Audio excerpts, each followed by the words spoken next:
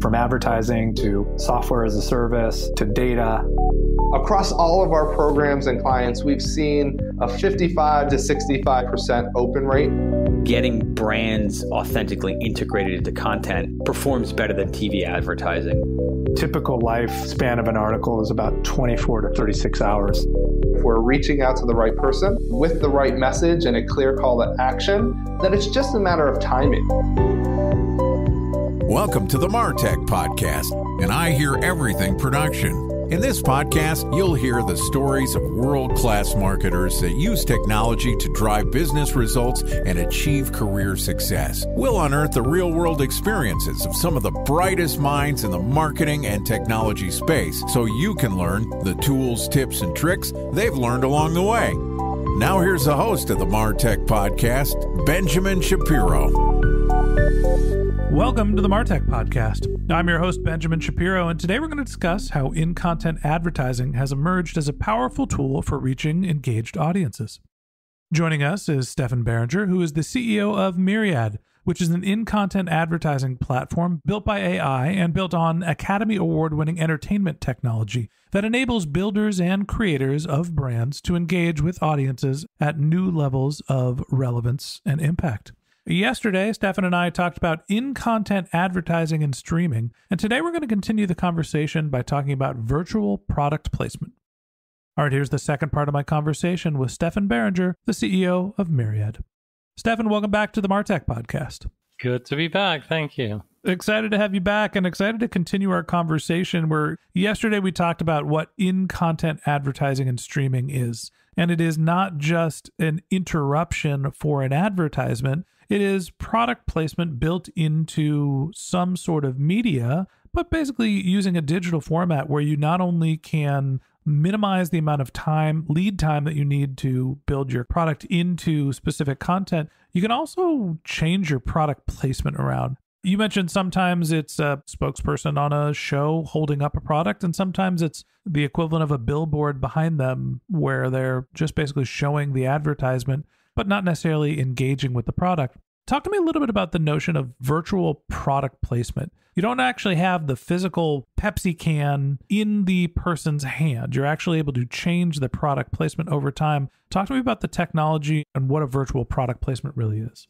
Clearly, there's a huge difference in terms of we don't put the can into the hand of the actor or the actress. That's not what we do. So what we do, we place the product somewhere in the environment, nearby, whatever. And what it does, it suggests basically consumption and product use, the way we do it. That's always the case. It also creates the association between the context, the person, the actor, etc. Now, the way it's done is ultimately very sophisticated visual effects technology that we use to analyze the content where we need to render something in and then actually run the rendering process. So, without going into too many details, this is about analyzing. When you watch a video, obviously there's motion, there's colors, there's granularity, there's all kinds of facets to it. And you need to map all this out in all its dimensions to be able to take, if you will, an alien visual, which effectively is the virtual product, and to insert that in a way that the human eye would not realize this has been done artificially. Okay. I used the example of the show Billions. Have you seen Billions? No, I haven't seen it. I don't honestly know how to describe Billions. It's a show about people with a lot of money, and they do highfalutin things, and they're always competitive with each other because apparently billionaires like to fight with other billionaires. But the reason why I bring up the show, and I mentioned this yesterday, is there's some sort of association with Billions where they have a relationship with a liquor distributor. They've got Heineken whenever they go out to a bar that they're drinking, or when they sit down and they're having a glass of whiskey, it's always some sort of a Michter's product.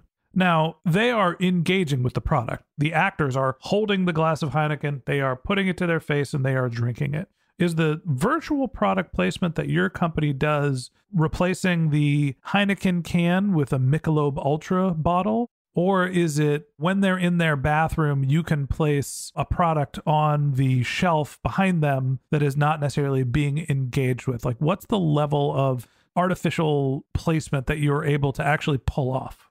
We can do pretty much all of these things that you've just mentioned. We can do the bathroom trick, but we've occasionally also replaced products that were originally in the content and in use by another product.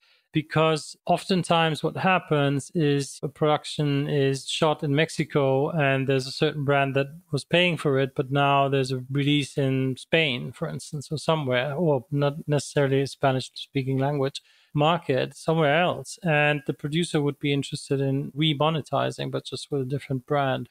So we also do these cleaning jobs, if you will, to clear the field and make ultimately the content available again for different insertions. So in a way, there's not really a limit to what you can do. I'd say, though, for the sake of scalability, of course, you will have certain standards that you aim for. And the cleaning job is a job that requires quite some time to get done. So it's not necessarily a scalable approach.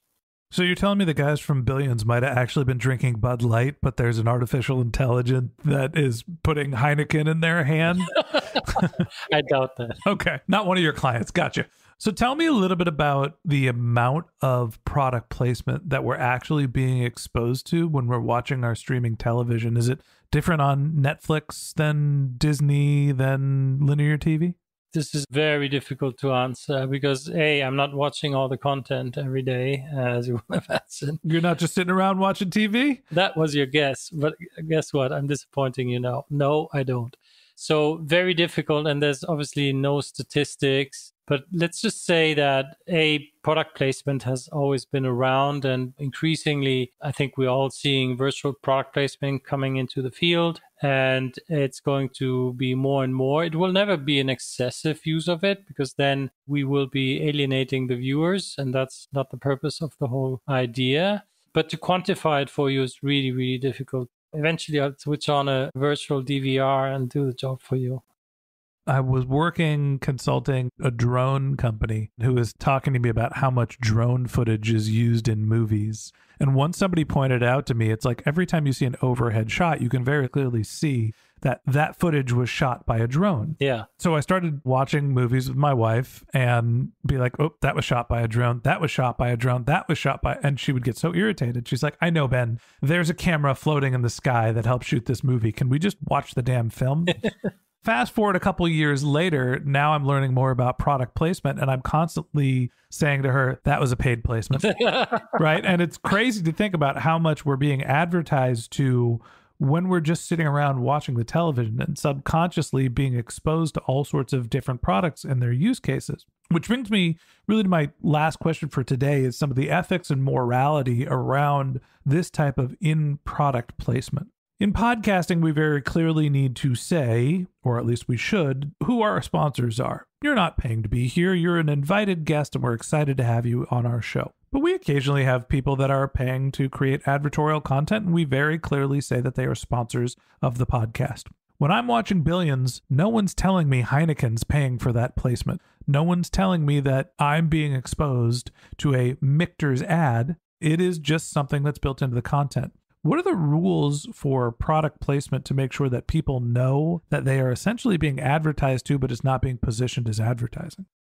So the rules from a global perspective really differ from market to market or country to country. Even within what you'd call the EU, there's different shades of regulations. So in general, what tends to happen in linear television is that there is a disclaimer at the beginning or at the end that says this show is being sponsored by some advertisers. And at times it's at the end that there's the disclaimer that says this show has been sponsored. The credits that are scrolling by too fast for you to read. Yeah, well, that happens. But I've seen in many countries in Europe, for instance, it comes up front. So you just literally see not only this content will have strong language and there might be flashing lights and this and that and this and that, but eventually also it has been sponsored or there's advertisers. So that to me feels like the most logical way to ultimately put this across. Ethically, I'm not sure if there's a ethical question we need to answer ourselves because ultimately it's transparent. There's obviously a brand in there. The assumption in our commercial world has to be, I think, it's been paid for by somebody. It makes no difference, frankly. So there's nothing happening. There's nothing shady if you see a box of cereals on a kitchen table. It was the FCC who's responsible for regulating, at least in the United States, responsible for regulating communications and basically sets the rules for how you can and can't advertise. And it seems like this is one of the places where it's not very clear. I don't think it's harmful, but it is interesting to think that in Facebook, you need to call out what's a sponsored placement. Google has to call out what a sponsored placement is within their search results. And this is essentially streaming television and content. And maybe people are doing it, but probably in a format where nobody's really paying attention. It seems like this is one of the understated ways of advertising without coming off as an advertiser, is putting your products in content, which great for marketers and interesting to think that this channel is different than most other more upfront marketing channels. In a way, you're right. In a way, you're not. You're right as such as it's definitely a new tool in your arsenal that is emerging and gives advertisers a real opportunity to create differentiation again, which I always find very, very fascinating. When you think about advertising where we are today, it's very tough. There's so much noise and so much clutter to really cut through as a brand. It's getting really, really difficult. And this form of new virtual placement or in content advertising really gives you the possibility to place your brand in the context of Office Kitchen. And if you happen to be a coffee brand, and now you're establishing yourself as the coffee brand for X and that audiences or environments. So there's new opportunities for advertisers. Coming back to the ethical or regulatory question, I guess we need to play by the rules like product placement at the end of the day, because what's the difference, right? If you put a real pack of cereals on the kitchen table, I know why I'm talking about cereals, by the way, but if I put that on the table as a 3D object and a carton, or if it's ultimately some software that has done it, it doesn't really make a difference. Yeah, at the end of the day, product placement is not necessarily a new concept. There you go. It goes back as long as we've had some sort of film or any sort of imagery that we're displaying. But this notion of virtual product placement where you don't actually have physical products in hands and on set means that, hey, maybe my dream can come true where the next time you see Top Gun and Tom Cruise is flying around, there's an I Hear Everything bumper sticker on the back of his plane. I think that's going to cost more than I could probably pay. But either way, Stefan, I appreciate you coming on the podcast and telling us a little bit about your channel of advertising. Sure, thank you. All right, and that wraps up this episode of the Martech Podcast. Thanks for listening to my conversation with Stefan Beringer, the CEO of Myriad. If you'd like to get in touch with Stefan, you can find a link to his LinkedIn profile in our show notes. You can contact him on Twitter. His handle is Stefan Beringer. That's StephanBeringer. Or you could visit his company's website, which is myriad.com, MIRRIAD.com. Just one more link in our show notes I'd like to tell you about. If you didn't have a chance to take notes while you were listening to this podcast, head over to martechpod.com, where we have summaries of all of our episodes and contact information for our guests. You can also subscribe to our weekly newsletter, and you can even sign up to be our next guest speaker on the Martech Podcast. Of course, you can always reach out on social media. Our handle is MartechPod, MARTECHPOD on Twitter, Instagram, and Facebook, or you can contact me directly. My handle on LinkedIn is Ben J. Shap, BENJSHAP. And if you haven't subscribed yet and you want a daily stream of marketing and technology knowledge in your podcast feed, we're going to publish an episode every day this year, so hit the subscribe button in your podcast app, and we'll be back in your feed tomorrow morning. All right, that's it for today, but until next time, my advice is to just focus on keeping your customers happy.